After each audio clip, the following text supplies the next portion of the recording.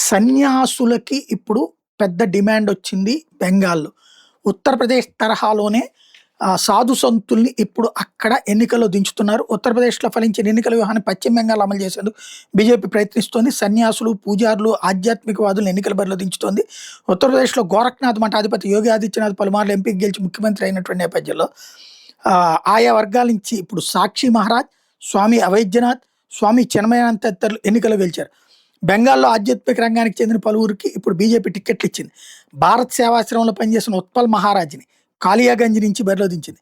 గత ఎన్నికల్లో ఇక్కడ బీజేపీ నుంచి 94,000 పైచిలకు ఓట్ల భారీ మెజార్టీతో నెగ్గి తృణమూల్ కాంగ్రెస్ చేరిన సోమన్ రాయ్తో ఉత్పల్ పోటీ పడే అవకాశం ఉంది.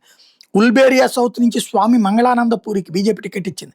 తృణమూల్కి చెందిన పులోక్ రాయ్తో ఆయన తలపడబోతున్నారు. మఠాలు, ఆశ్రమాలకు ఆదరణ బాగా ఉండే నవద్వీప్ నుంచి శ్రీ శృతి శేఖర్ గోస్వామిని బీజేపీ బరిలోకి దించింది. బెహలాపూర్బా నుంచి సునీల్ మహారాజ్ పోటీలో ఉన్నారు. హన్సన్ నుంచి చారిత్రక తారాపేట ఆలయ పూజారి నిఖిల్ బెనర్జీ పోలీకి టికెట్ ఇచ్చింది. వీటిలో చాలా వరకు తృణమూల్ సిట్టింగ్ స్థానాలు అన్నమాట.